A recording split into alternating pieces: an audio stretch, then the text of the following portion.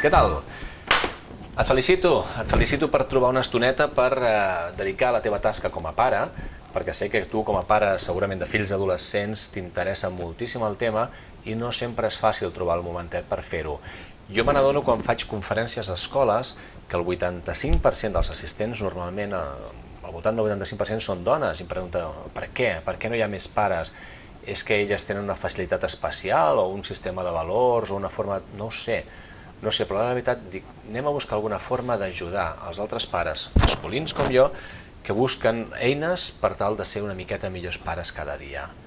Aquest és el primer d'una sèrie de vídeos, és la introducció, en el qual us oferiré unes eines molt concretes perquè puguis veure-les allà on vulguis, quan vulguis, de forma molt fàcil, per anar treballant una miqueta el tema de ser pare, i així la teva relació a casa amb els teus fills adolescents i amb la teva parella segurament serà molt millor. T'animes a seguir-los? Endavant!